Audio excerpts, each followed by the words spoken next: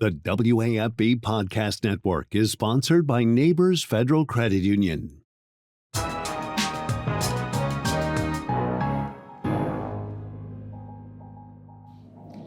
Well. Welcome to the C-Suite, away from the studios there at WAFB, here at Don Juan Cigars, right in the middle of town center. Got a great discussion with some topics in the cigar box. Great idea there, Colonel Couvillon. And we'll talk about a number of things. We don't know what order everything is in. And we also have some fine premium cigars to enjoy for the show. First up, I want to introduce our guests for this week's edition of the show. He's been on TV with me before. He did the show when I was back at WBRZ. Has been at WAFB with me a couple times on the show. And a regular, Colonel David Couvillon. Well, tell everybody who may not have seen you a little bit about yourself. David Couvillon, retired from Marine Corps Reserve. Also retired in the health insurance industry, mostly all administration for the most part. On the thing. Dumb kid from Back Brewery, Louisiana, and that's about the extent of my interesting portfolio. That is so burying the lead. This is horrible. You make me work. You do that, so I'll kind of test. You love to talk. Okay, all right. So we're starting early, right? He also was one of the key figures in Iraq after the fall of Baghdad, becoming the quote-unquote governor of the Wasit province there in Iraq. So we appreciate you being here, and I know I'll regret it in 10 minutes. Next on the show, Steve Atkins, local businessman, a friend of mine for over 20 years now. Steve, tell everybody about yourself. Well, I'm president of Westminster Academy, been in business for over 30 years, and it's a pleasure to serve the Baton Rouge community and serve the children here, and I'm just so happy to be here today. It's my first time. Well, look, first time of us doing we did the podcast way back in the day about something, the audio podcast. Yeah, audio outside in the backyard. Yeah, but not. As a fact, you were there too. Yeah. Nobody got a word in.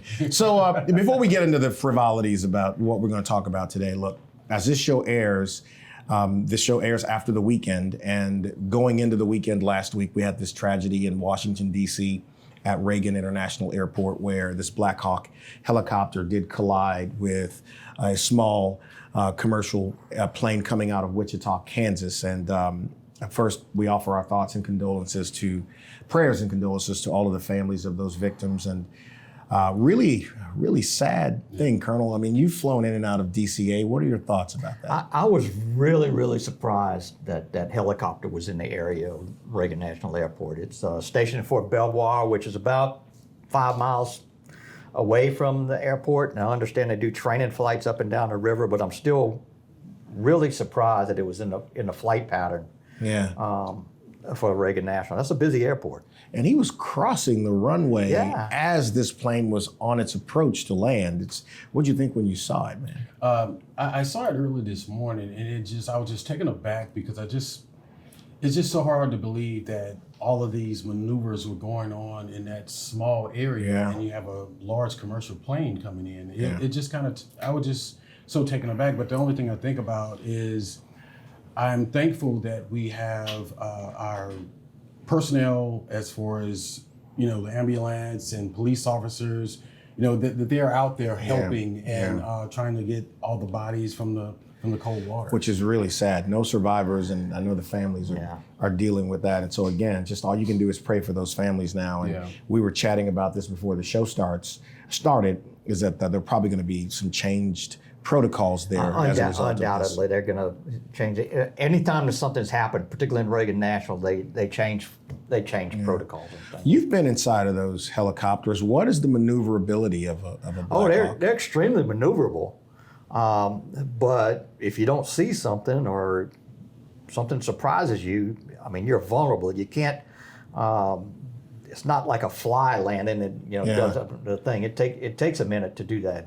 But even then, 2 airborne vehicles moving at speed, and the reaction time by humans is way less than machine. Yeah. Well, as I said earlier, we're taping this episode of the podcast the day after the event took place. So by the time this airs on that Monday, I'm sure we will know a little bit more about it. It probably will take weeks to get a close to clear picture. They'll do a complete investigation. They always do for any kind of aircraft. Oh, this is NTSB? Yeah. Oh, okay. And I think we should pause with all the speculation. Oh yeah, I No, mean, no, well, that's great because we're not going to do that. You don't know what happened or who's responsible. Look, the thing that we know beyond a shadow of a doubt is that nearly 70 souls were taken because of this accident, whatever you want to call it. And so I cannot imagine standing in that airport as a parent or loved one, expecting them to return and then being informed that they had crashed. And the airport's not that large. No, but it handles a lot of traffic. It handles a lot of traffic. I mean, and again, it's in our nation's capital. So again, we wanted to get that one out of the way before we get into this. We've got some subjects in this box, this cigar box, and we're gonna pull them out and have a conversation based upon what the subjects are. I'm very interested in what you guys will have to say about these topics. We were wagering on which one will be the first one, and it doesn't look like it is going to be what we thought. People who complain. You complain a lot. No, I'm kidding. No, you don't. You don't complain. I actually never hear you complain. What about that? You know, a little segue. People who complain. I guarantee you, there are people at Reagan National Airport moaning and groaning that their flights are delayed, that they can't get home right now after this tragic I would not take that bet. I do believe that would be a thing. Complaints have a purpose. Do they now? They do, but when you're whining, it's completely different. Okay. All right. And There's a difference. I ran customer service departments in some large insurance companies, and you get complaints all the time. Yeah. I know. I know you got parents complaining to you about one thing or other. I think, but sometimes they're legitimate. Sometimes they're a point, and they do point out a problem or an issue that needs to be taken care of. Yeah. But on the other hand, sometimes people just got nothing good to say, and they want to get it off they just want to say it. I don't know if it's getting it off their chest. They just want to say it. I think it makes them feel important for some reason or something. I don't know. I think they're like two groups. Like you have your winners and you have your whiners. So Okay. That's a good analogy there. So I like that. It just always, you just see in the age of social media, you just see people sometimes that they just jump on and they just start whining and whining. I'm like, did you really think about that before you posted that on television? Well, that's really a thing. So how do you deal with complainers if they're in your circle or your proximity? Oh God.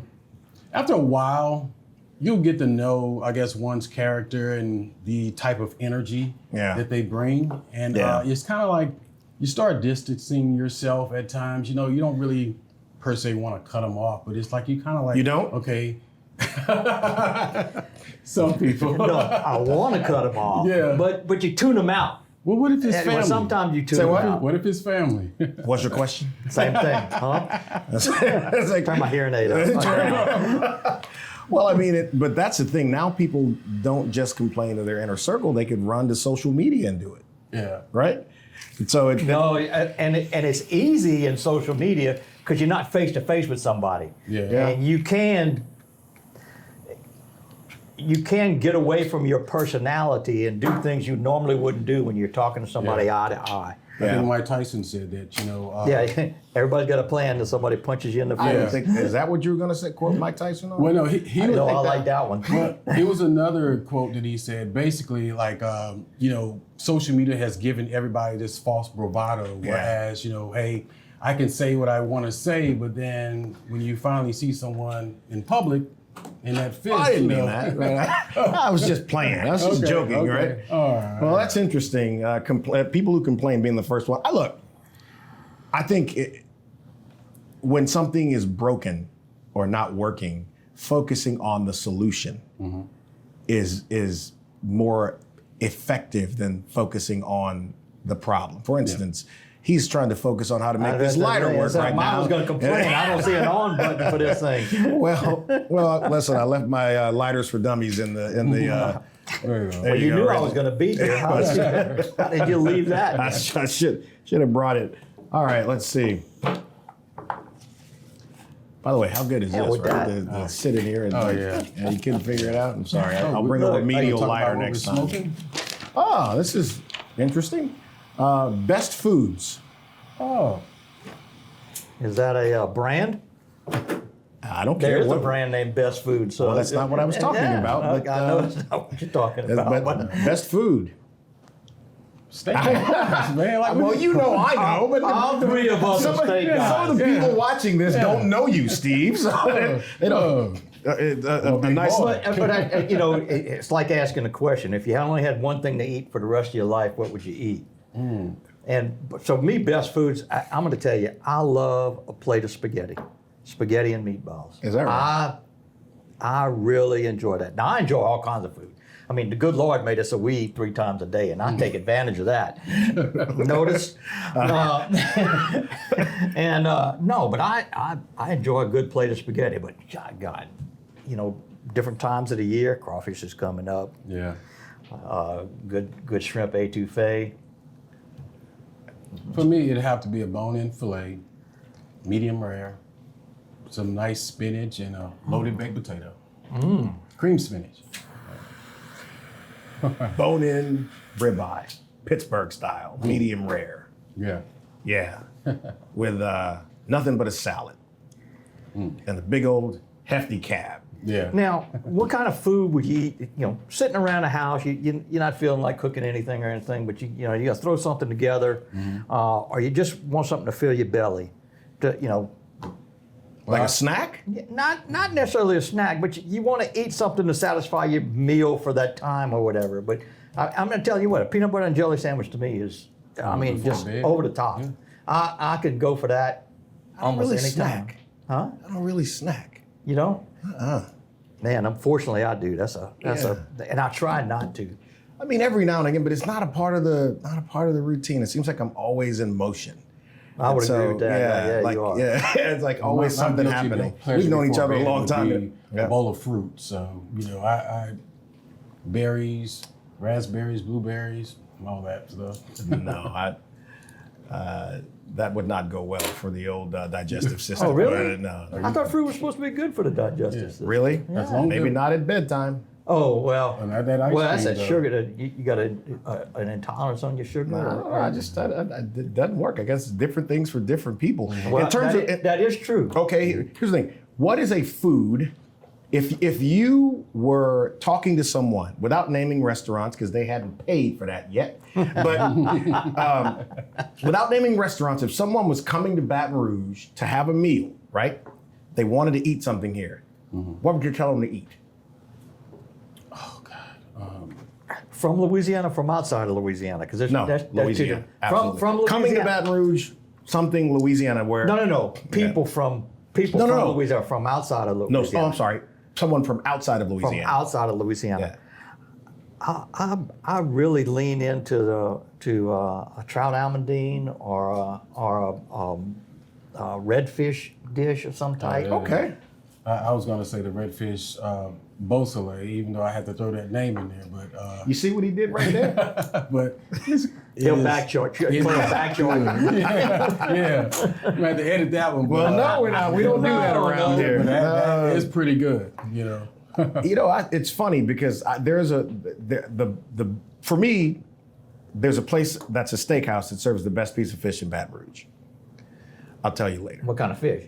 A sea bass. A sea bass? Yeah. Oh, I know who you're talking about. Yeah. It is good. Yeah. If you know, you know. You know, yeah. But yeah, I would tell them to find, and because I'm just gonna have to name the name of this place because there's not a big selection. I'd find a Chris's Specialty Meats or Bergeron's across the river, or some place that cooks food with a Louisiana posture to it. Like you walk into a Bergeron's or a Chris's and you smell crackling when you get in there. And please don't be jarred if you ask for crackling and they ask you, do you want chicken or hog? Yes. That does indeed happen. Quite intimidating the first time they ask you that, but You go, what? yeah, that's right. It's like, you mean pork? Yeah, so, that's one of the things we do well here in Louisiana, man, is we know good food. That's I tell this to people all the time. In Louisiana, you eat breakfast, and while you had breakfast, you're having your coffee, and you go, where are we eating for lunch? Yeah. And then you go to lunch, and you're eating your thing, and you go, where are we going for dinner? And, and then dinner, you go, what are we doing tomorrow morning? Yeah. So Okay, so outside of the South, outside of the South, if you had to pick a city to travel to in America to grab a meal, what city would that be? I would say Houston. Houston. That's the South. In the South? You Yeah, said so north? outside of the South. Oh, Outside, God. and even though Texas considers themselves the West, they're very much so the South. I'm saying from Texas to Florida, the Carolinas, Tennessee, Arkansas, Alabama, none of those states are all off limits. Where would you go to grab a meal? Oh my God. Nowhere. Nowhere. I mean, up north. Really? I mean, because I've been up north for like extended period of time, and the first thing I wanted to do was get back to Louisiana and get the biggest seafood platter that I could find in America. I mean, oh God, the food is horrible. I'm going to say Chicago. Okay. I have, when I go to, and I don't go to Chicago that often, but when I do go there, I have found the opportunity to eat at different styles and types of foods, and they're all ethnic restaurants. So I'll use a term. Soul food restaurants? Soul food restaurants. Okay, you could say soul food restaurants. But there's also Lithuanian, there's Greek, there's Indian Italian, Indian. Indian is very good. And I've had some great meals there. Yeah. Phoenix, Arizona. Really? Yeah. There's a restaurant in the Hyatt there called the Compass Room. And the Compass Room rotates 360 degrees. So if you sit there for an hour, you catch the entire Phoenix skyline. What was the type of cuisine that you had there? I mean, I could best describe it as American. It was a little bit of everything. Obviously, because it's the West Coast, there's a Hispanic culture on the food there, but you can get a nice big steak there, which I did do. Yeah. And just, it was, but I've eaten the presentation and ambiance and everything were just, that was I've eaten at a few places in Phoenix, because I've been to Phoenix multiple times. Like you talk about leaving the South. Anywhere on the Upper East Coast, no, you might want to travel with Tony's. Man, I'm gonna tell you. You run into Old Bay seasoning. I hate Old Bay I will tell seasoning. you now. If you're on the Upper East Coast and you want cod, it's phenomenal. But you're not going to eat that 3 times a day. There is a steakhouse in DC that I love because it's within walk. A spot of fish and chips. Yeah. No. We see. I don't even. It's not good though because maybe they're allergic to salt outside of the South, but the flavor is just non-existent. All right, worst place to grab a meal. State. If you said don't go, if you're going to eat, you're going to go to this state. Just be prepared. You're not going to eat well. Cincinnati. The city of Cincinnati. Okay. Yeah. What about you, David? Portland. Anywhere in the state of California. Anywhere. I found some decent places in California. Did you really? Yeah. But what city? Santa Barbara, Los Angeles, San Diego. Okay, I've never been to Santa Barbara, but definitely I've had some great sushi in San Diego. Great sushi in Los Angeles. That's hard to mess up. Those guys train a lot to not mess it up, I guess. Well, no, they're phenomenal. That actually is not bad. San Francisco is great. San Diego, Los Angeles. Man, I tell you, we've talked about this. I've actually never been to Vegas. Oh, right. Never taken the occasion. I've been to Reno, I've been to Lake Tahoe, never been to Vegas. Yeah, we had talked about going to the cigar show a couple of times. The Big Smoke, and just never we gave away tickets for it, we never went. Go. But yeah, can you cook? Yes, of course. Okay, your specialty? Oh, I love, of course, it would be anything like red meat. I love something other than steak. I think we've hovered over. Steak is. I know it's the food, but if you're not, well, I like doing gumbos, any type of gravies. You make your own turkey roux? wings, of course. My man. Yes, I love it. My man. Yeah. 1 part oil, 1 part. Don't give it all away now. I don't need Maria leaving here to go make a roux. You got to give it away to some of these Yankees, All right, so a gumbo. What about you? Do you cook? Nope. Don't cook. Can't cook. Oh, Don't man. like to. Not interested in it. My son's a good cook, but I'm not. I just never got a thing. I can make a red gravy for spaghetti now and again. That's cooking. I don't Is it even out of a grill. can? I don't even just grill. pour it out of the jar. Is it Chef Boyardee? Is it? No. I'll watch my mom and my late wife a number of times, and I could put something together. I'm sorry. I do a good meatloaf. That's cooking. Yeah, Well, that's pretty good. Yeah. Unless you're taking it out of the package and just putting it in the oven. No. Okay. All right. Here we go. Oh, so the president announced a few weeks ago that he was going to declassify a bunch of documents dealing primarily with the assassinations of John F. Kennedy, Robert F. Kennedy, and Martin Luther King Jr. He, in his first term, declassified a cache of some of these documents, leaving several of them redacted. And we have been told, whether this will happen or not, we've been told that there will be no redactions in what is about to be released. Gentlemen, let's take these one at a time, and we can take them in the order that they happened, starting in 1963 with the assassination of President Kennedy over in Dallas. There's a lot of thoughts about it. You and I have talked about this a whole lot over the years. Mm-hmm. First, what was your initial thought when you heard he's putting it all out there? Hallelujah, it's about time. Yeah. I do not understand. The assassination of John F. Kennedy cannot be detrimental to the security of the United States. Explain. I don't, unless it was a foreign power that actually put this thing right there and would lead us to war, then there's no reason to not declassify or to provide all of the information available on the assassination. Unless there was complicity by people in the government. No, that's not a reason.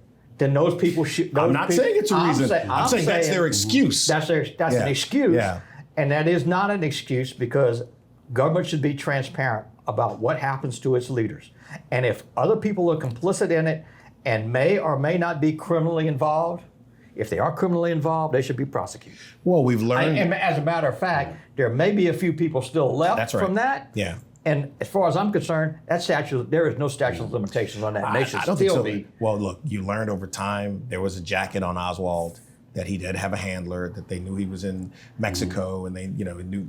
There's a lot over time, 60 years, a lot comes out about what did and did not happen on that day in Dallas, Texas. He was in New Orleans. They lived here for a little while, but what do you think about it? I mean, I've just always been in the mindset, again, as you said, transparency. But I just wonder if the CIA, FBI, I mean, we see a lot now in the past few election cycles how much the FBI has been involved in election, the whole dossier thing with Hillary Clinton. So I'm just wondering how much involvement did our government, and I think that was one of the reasons why Trump didn't release it his first term, because he was worried about, hey, there's a lot of stuff that we probably as Americans don't want to know how much involved our government is and things that goes on every day in America. And J. Edgar Hoover was the FBI director at the time, and we know for a fact from other things that he had no compunction about using information to having wiretaps and everything else,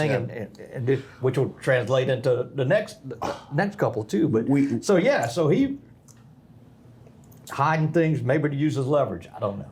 Well, we typically don't do speculation on here, or not speculation. We don't do hypotheticals when it comes to something like this, but we're going to play the game. We're sitting at Don Juan and having a great conversation, which I am absolutely enjoying this. Yeah. Let's say the documents are released and it is made clear that there were people embedded in the government who were not only aware of his intentions, but were aware of when he intended to do it.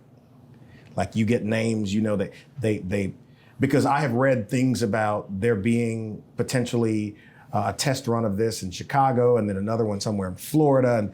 But what happens if names are named and you found out the government did know and they let it happen? What then? That's my point about criminal conspiracy. Yeah. And those people should be vilified, if not prosecuted, if they're still alive. Even when you go back to, this is another sidebar with Malcolm X. I remember seeing a documentary, but they were like police officers and FBI agents on top of buildings the day that he was shot. So that's the thing that really kind of like what were we trying to hide? That's the thing I want to know. So after the assassination of President Kennedy, there was the assassination of Dr. Martin Luther King in Memphis, Tennessee, at the Lorraine Motel. James Earl Ray was accused of having murdered the civil rights icon. Convicted. And convicted. of murdering the civil rights icon. So there was an adversarial relationship between King, his circle, and as the aforementioned J. Edgar Hoover.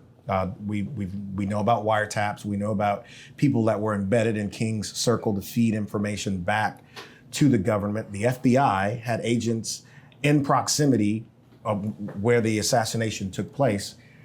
What could we learn from that? What do you expect to learn from that? I'm surprised. I would still be surprised if the documents don't show that the government, being the FBI and or the CIA, didn't have knowledge of active threats against Dr. King. Yeah. And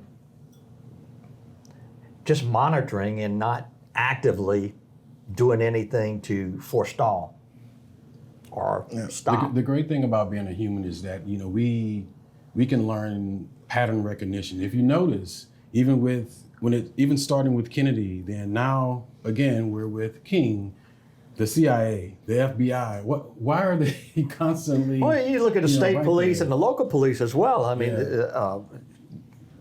what kind of interactions were they having with the thing? Because we do know that the FBI worked with Georgia and Atlanta police tremendously on what was going on, and that I think some of those police were had retired and were working on Dr. King's security detail and were informing on what was going on with the King entourage.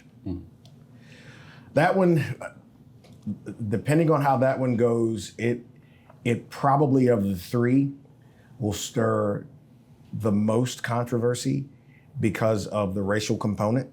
And you know, a lot of the King files were released a long time ago, some audio, some stories about Dr. King's personal life.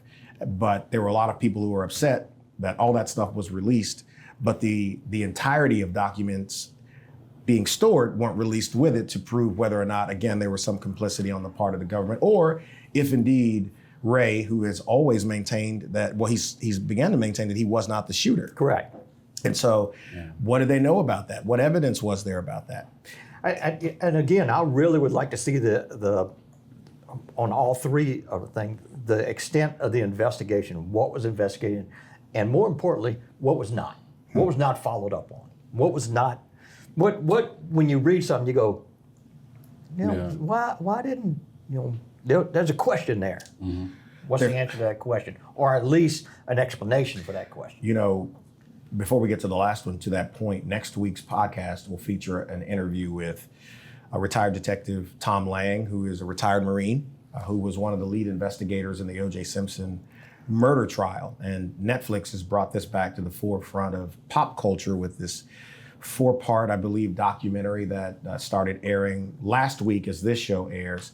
And he'll be on to talk about that. Detective Lang and his partner and the support writer wrote a book called Evidence Dismissed. And I read it from cover to cover, pretty big book. And the things you learn about the politics and the evidence that was not considered. I won't spoil it because we got to do a show next week, but that leads to what you said, like what did they know and didn't act on? And what didn't they know but they should have known? Like if the FBI's on the rooftop, why weren't all of the, we had a national and really an international figure allegedly shot from near the top of a building. Why wasn't protocol changed all those years later? This was 1968. So you had years to go by, half decade. Why weren't protocols changed to where no one can be anywhere above the first floor when there is a window? Yeah. How is it that the FBI were providing security or for a private citizen? Dr. King wasn't a government official. He was not. He's not entitled to government protection. But wasn't that around the time when they had like all of the, you know, trying to out people for being communists? And, yeah. Scared. So I'm thinking. Yeah. So are they staking him out, or are they being a security detail? Well, he was accused, you know, of conspiracy theory, but he was accused as well as being a communist Marxist. Oh yeah. Those stories are out there. That's documented. But that was an easy epithet to throw. I mean, it's just like Nazi fascist now. Right. I mean, they throw it out there because it's easy to throw. And then finally, Robert F. Kennedy was shot by an Iranian, Sirhan. He was actually at a campaign event. He had announced he was going to be running for president, and I think he was making his way through from the event area through the kitchen, I believe, of the hotel in California. Yep. And was shot and killed there. And there's a horde of people there, and they ended up apprehending this young man who was in his mid-20s, I believe, and that one didn't get the attention that the other two got because the profile of the other men were so much higher. I mean, Robert Kennedy served in his brother's administration, and then after his brother was assassinated, he kind of petered off, and then with the Johnson administration. You think it was more or less mob related? Because, that was his big thing. He was really going after the mob, like with a vengeance. Well, he and his brother both were after them. And they actually turned on the mob because the mob helped deliver Kennedy's election. So that's another discussion we could get into. And of course, Sinatra was upset because they kind of like just threw him to the curb because, they were using him. So, hey. That was one of the things I've never been satisfied with the RFK assassination was how was the relationship for Sirhan an antagonism to assassinate Robert F. Kennedy Jr. Robert F. Kennedy. Oh, so there was no connection. I don't know that there was any. Is this just a disaffected individual who looking for notoriety himself, and we have no shortage of that nowadays. I mean, you would see the same thing with Ronald Reagan, the guy that shot Ronald Reagan. Like he really had no reason to shoot him. He was just. He had all his issues. I think he was in love with Jodie Foster and then been stalking her. Trying to do something to impress raise her. his stature. Yeah. Well, so if you had one word to describe your reaction to all of this being released, what would that word be? Finally. Finally. Yeah. I agree with finally. Oh. Louisiana pride. This is an interesting one. Oh, that's great. Because I have never met more people who crap all over their state like people do here in the state of Louisiana. You rarely enter conversations where people talk about what's right about Louisiana, but if you got 2 hours to spare, they'll tell you everything that's wrong with the state. How do we get there? I'll start with Steve this time. How do we get there? Well, I think it's something that we would have to teach. I know it was embedded in me from the 8th grade, Coach Serenade from Glen Oaks Middle School. This guy was just a straight Cajun. He loved Louisiana. My first time having Cajun, what is the little, what do they call the little cakes that we have during Mardi Gras? King cakes, yeah. My first time having a king cake and learning about Louisiana plantations, just the history of Louisiana. He gave me that love for my state. So, I mean, you can't tell me there's a better state, a better city rather than New Orleans. I love New Orleans. I mean, but I think more or less these are things that we have to start in grade school. And like I said, this class that I had in middle school, it was just basically Louisiana history. I mean, I love the whole thing about Huey P. Long. I mean, those are like some of my favorite politicians, even though I didn't agree with everything he did, wanting to, lead LSU band and all that type of chicken stuff. in every pot. Yeah, but I mean, it's just the whole thing with Huey P. Long and just the history and the food, the culture. I mean, there's no other better culture than the state of Louisiana to me. I would concur. You asked the question, how did we get there? And we got there through Louisiana earned a bad name through the corruption and the things. Now Huey Long, and even before that, the thing, and then continuing on through Edwin Edwards and the current day with this, that, and the other thing, and this person, that person, whoever you want to talk about. Yeah. And people are basically ashamed of that. But I got to tell you, in my travels around the United States, when I go to New York, go to New Jersey, go to Chicago or Illinois, go to California, and you will hear people talk about corruption in their government. Every last one of them. It's in every state. Every last one of them. But Louisiana, even the people that complain, you talk to them for a little while, they'll be complaining. But eventually we'll go back to What kind of food you like? Oh, where you going to eat? What we're going to do? The thing. Oh yeah, man, I loved Mardi. We went to the Mardi Gras ball. Oh yeah. Oh, they got a festival in Bro Bridge. Or they got a festival down in Manny. Well, we're going to do. Yeah. There's something going on, and the joie de vivre for the people in Louisiana, the love of life, is there. Even if they complain, even if they complain, they love it. I'm going to tell you something. I traveling around the United States. Texas, our neighbors, Texas, Mississippi, Arkansas. You drive over there, you see a flagpole, what you see on it? American flag. You can see anything on the flagpole in Mississippi. And the state flag. No, you see American flag and the state flag. Yeah. The Republic of Texas. How many Louisiana flags you see on flagpoles? I have one. I always fly one on my flagpole. Yeah. But, and people in Louisiana don't display that same pride when they go somewhere. But I tell you, when they travel somewhere, they'll talk about Louisiana. Oh yeah, you gotta come. For me, man, I kind of like yourself. You've been all over the world. I travel a lot, like domestically, move around a lot. I love coming home. I mean, when you say good morning to someone here, they say good morning back. If they didn't say it to you before you said it to them, you can hold the door open for a stranger. They say thank you, right? In 2016, when America was on the precipice of just race riots and fights with police because of what had happened with police officers and some questionable things that had gone on. And then we had that here where Alton Sterling was killed, and then we had these officers assassinated, and all of this dialogue about who is us and who's them. And then the flood happens. And the very same people complaining about how divided we are were driving across town or into another parish to help their neighbor. The Cajun neighbor. Right? They were in North Baton Rouge in areas that you wouldn't think would flood, helping people. And my thing is, when we win championships here, LSU's won multiple championships. The Saints have been a Super Bowl championship franchise. To this point, we don't burn anything down either. I think the quality of people here is better than we give ourselves credit for being. I think you're absolutely we have a lot to fix, but I look at it like a business, right?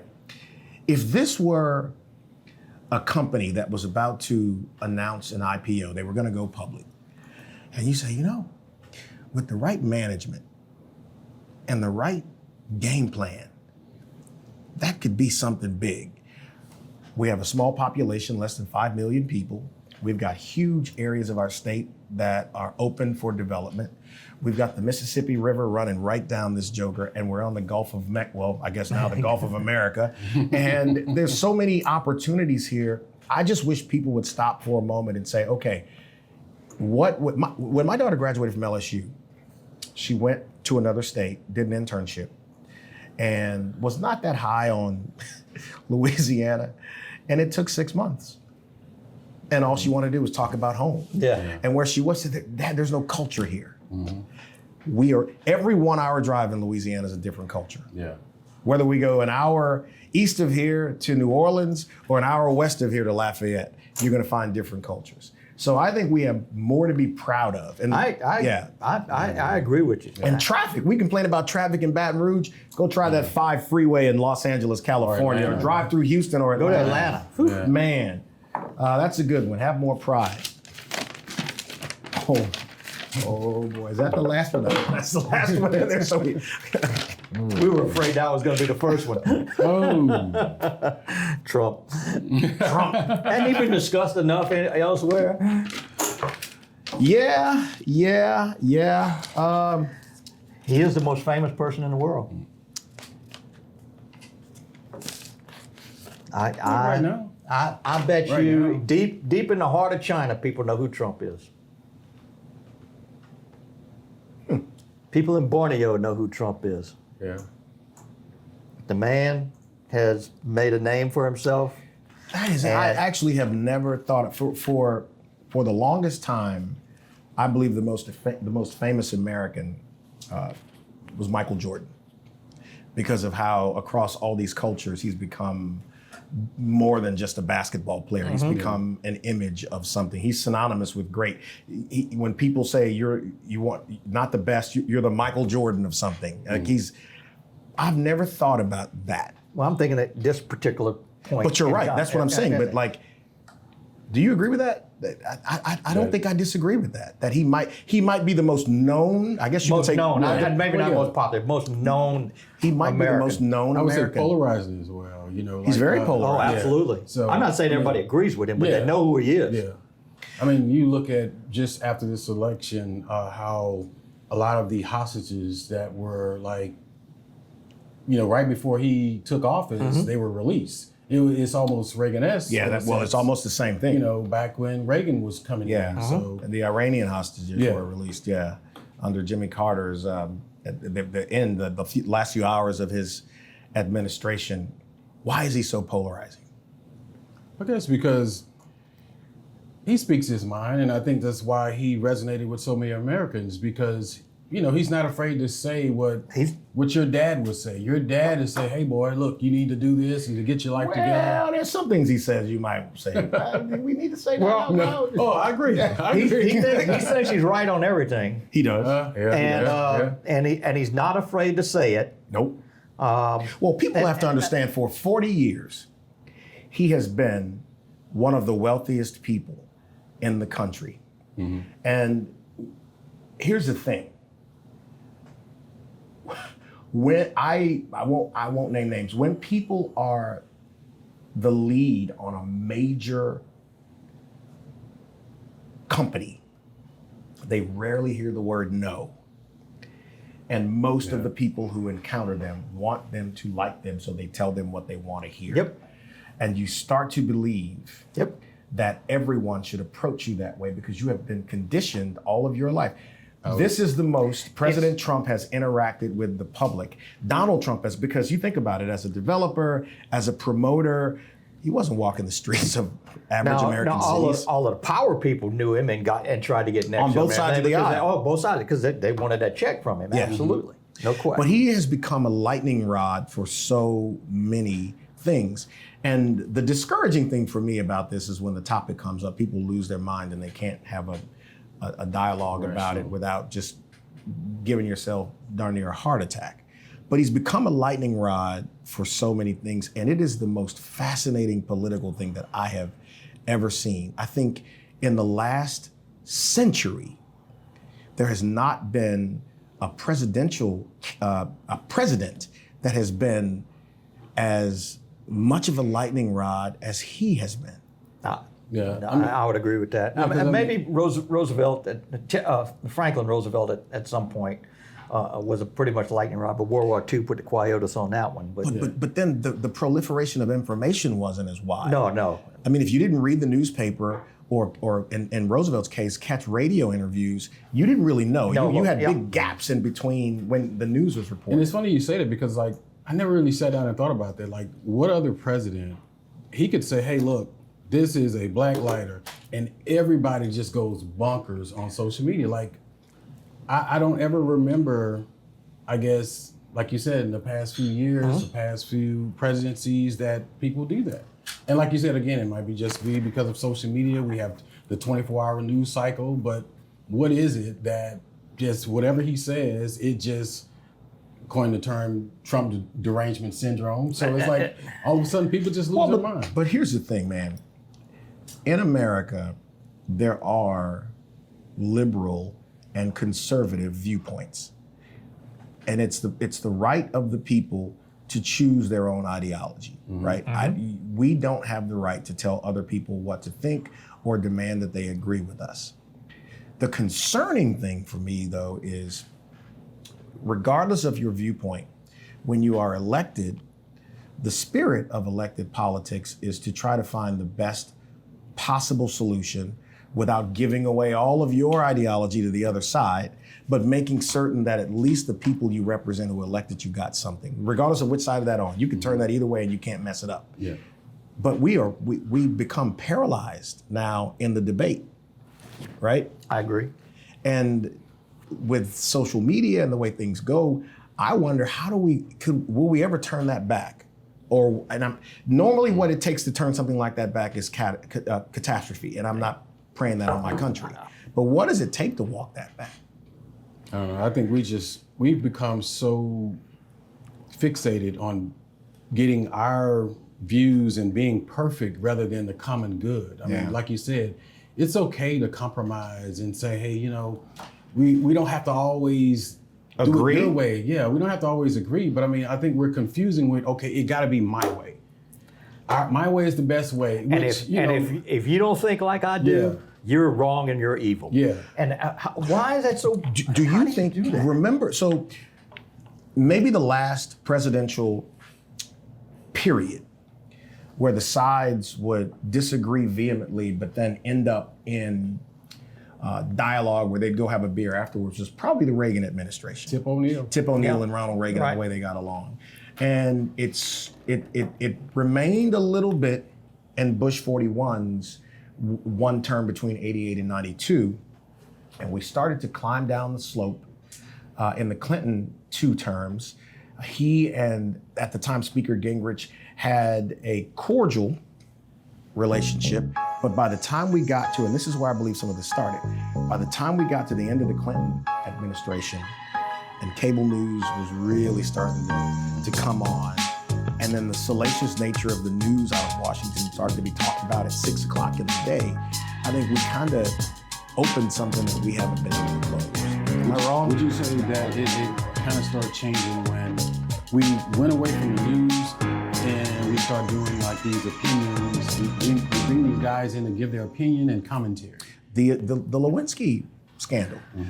Ken Starr and what was happening with this, I forget the name of it's escaping me now, the company that he alleged the Clintons were Whitewater were tied to, and then the Lewinsky thing comes out, which was found accidentally when they were looking into Whitewater, and then you're thinking, man, you watch the 6 o'clock news and you're hearing graphic descriptions about the goings on in the Oval Office, and then the president having to actually do a prime time statement to announce, that his position on fellatio. And so, but now people fight you if you disagree with them. Yes. Yeah. Yes. Like, not argue, like they want to throw them down. And even to use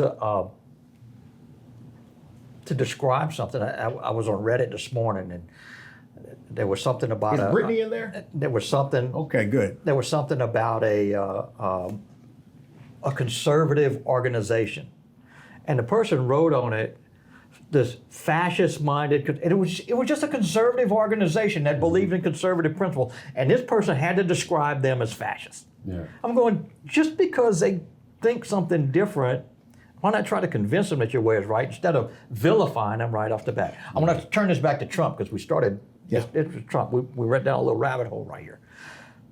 Trump, I don't agree with everything he does. And he's not somebody, he doesn't drink, so I wouldn't go have a drink with him, but he wouldn't be somebody I'd go say, let's go have a cup of coffee and just, shoot the bull like we do. But I honestly believe the man loves the United States. Mm-hmm. He loves that Americans are exceptional. And I don't think he plays favorites in that kind of thing, unless somebody actually attacks him or vilifies him, then he has no holds barred. He will fight back. Yeah. You know what's so funny about what you just said is the one thing that I notice about him. I've been in and around media. This is my 29th year. And I've been around a lot of politics and have worked around campaigns and have known elected officials at every level of government in America, federal, state, local. And people would be surprised at how blue and how candid some politicians are about things, and they would never say them in front of a microphone. Mm-hmm. Oh, yeah. He typically does that, and often I'll tell you I wish he wouldn't. Because it messes with the process of getting stream things of consciousness instead of thought. It messes with getting things done. I had this conversation, this morning as we taped this show, I taped an interview with the police chief that, as this aired, it's already aired. If you hadn't seen it, get the WAFB app, go to WAFB.com, you can watch the show, just saying. We talked during commercial break about rooting for political leaders, regardless of their party affiliation. I want to ask you all about that vis-a-vis Trump and down the line. There are people on the other side that hate him, not exaggerating. Yeah. Hate him. Viscerally. Yeah. Like, hate him. Yeah. And I don't get to tell people what to think. So I didn't. Well, but look, I won't get into that, man, because it's a useless journey. Like on either side, people have a right to feel how they feel. But I just wonder, in the long run, what that does. It bothers me because, like I said, I saw on social media when he was shot, and you had people. I saw a lady basically say, "Okay, well, what's for dinner this evening?" And I'm like, "How can you be like?" Yeah, that's not acceptable. I don't have to agree with you, but I think the first time I swore on television is when I did TV But I don't night wish where we're talking about it. for someone to be shot, killed, maimed. I don't have to agree with you, and I mean, I think it just shows a level of intellectualism, I guess, that hey, you can have a different opinion, but hey, we can still sit down and smoke cigars and have a nice cocktail. I agree with you 100%, but I will also say he brings a lot of that on himself with the name calling. Yeah. And and the ad hominem attacks. Well, he's part of that. He brings part of a it lot as well. of that because once you start that, Well, like you say, the pendulum always swings. once you start that, you open the door for it, Yeah. right? And the other thing for me is I love my country, I love my city, I love my state. But unless you want to do something to harm another American citizen, unless you want to do something, you're breaking the law and disrupting processes in the country. Yeah. If you disagree with me, I don't have the right to call you un-American, right? I agree. Yeah.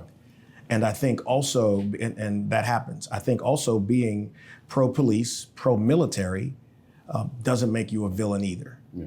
And the word I'll ask y'all about is political tribalism. Because I think that's where we are right now. So then there's a generation of young people watching the way we carry ourselves and conduct conversations about politics. And I just wonder what we're creating. It's not pretty.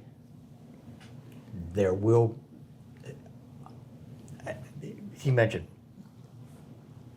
pendulum a minute ago, and throughout this country's history politically, Yeah.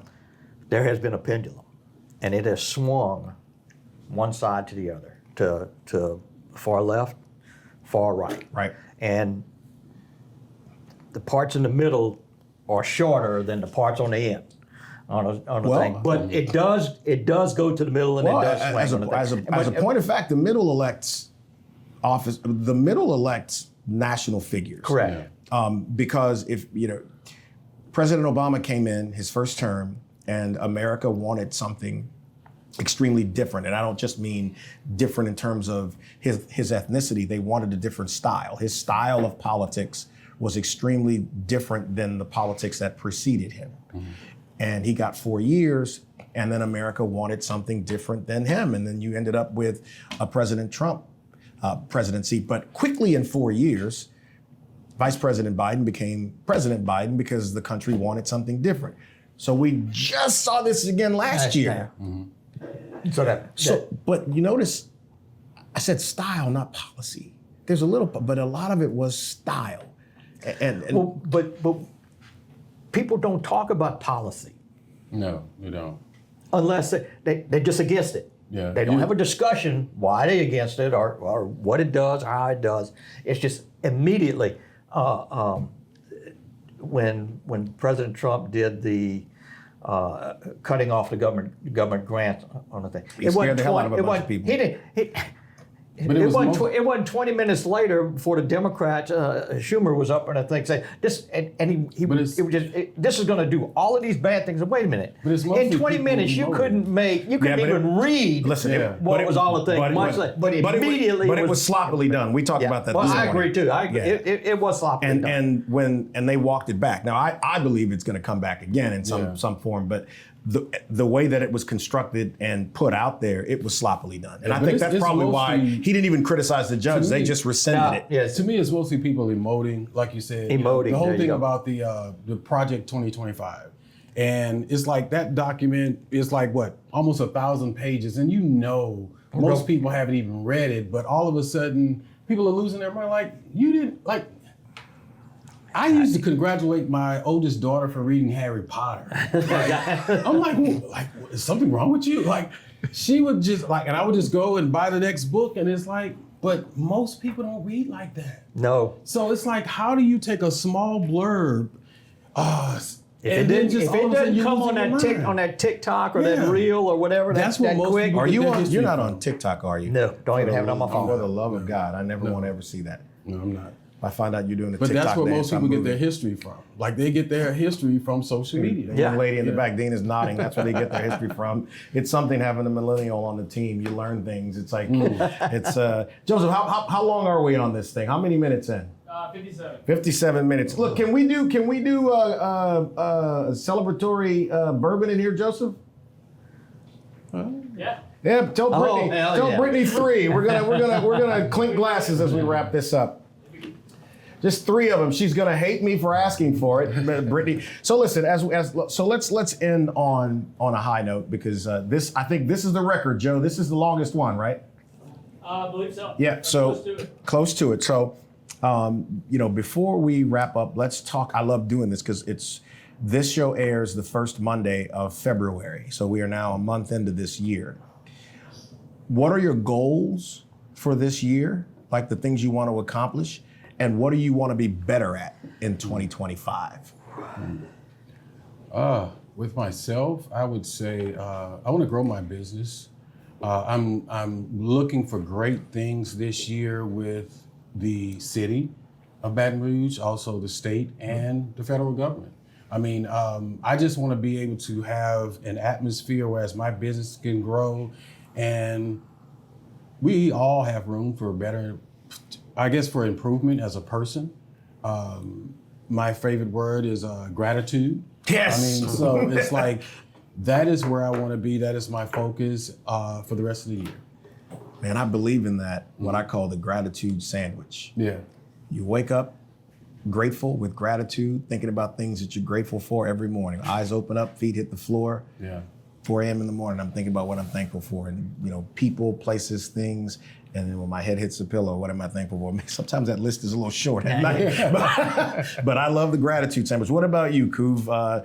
What you want to be better at and your goals for 2025? I'm between the two of y'all, or the 3 of us, I'm the only one that's retired. And I don't have any great goals anymore. I have made up my mind to start enjoying life. Yeah. To enjoy the pleasures in life, to enjoy the people in my life.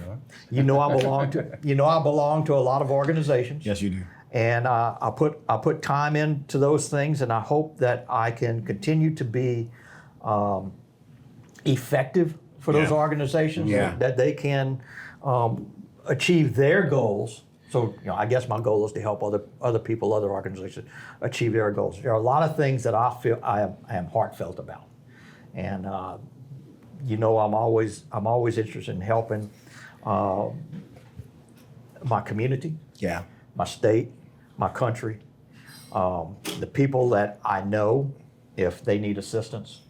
I want to make sure that my grandkids have opportunity, that they get their education. Mm-hmm. That they learn things besides what's on the reel or on TikTok. Yeah. That ain't kind of going thing. away. And then hopefully Bring them in here. No, just come on. And hopefully when Joseph, you when got to admit, this is the coolest podcast you've ever filmed. I can actually get Maria managed to stay off camera. Well done, young lady. I can well actually done. get Peggy to retire, and we can enjoy our life together and explore. The country and the world. So should we start a GoFundMe account now for Peggy's vacation away from him? Away from him. Not necessary. That's right. Not necessary. Look, I told Peggy this. I enjoy being with her. And we don't have to go anywhere or do anything. Yeah. Just enjoy being with her. She's good people. She is good people. She saw him as the heavyweight champion of the world. We won't get into that. I referenced it earlier. Pictures of that? Yes, there is a picture of that, but we will not show that picture. This is not MA rated, so we will not show. But it's a good picture. It's a good picture. What's that? Penelope. Oh, okay, that's what it is. Good, All right, good okay. stuff. So, who's got a good toast? I like white bread lightly toasted, so what? It took longer than 10 minutes, but I told y'all I was going to regret having it. There are wood ships and good ships and ships that sail the sea, but the best ships are friendships, and may that always be. Aye. Yeah, man. See y'all next week on the C-Suite podcast. Detective Tom Lang will be on to talk about the O.J. Simpson murder trial. The murders happened 30 years ago last year. The verdict was released 30 years ago this fall, and the documentary talks about what you may or may not have known. It's on Netflix right now. Check it out. Detective Lang has some insight. He wrote the book Evidence Dismissed. He wrote another book about murders in California, and he told me he has a new offering, a new tome that's about to hit bookshelves that we'll talk a little bit about. I'll get him to send me one of those, and we'll share it. Thank you to Dina, Maria, and Joseph, and Brittany, too, who refuses to come on camera. What's wrong with her? We'll catch y'all on the next episode of the C-Suite. Cheers.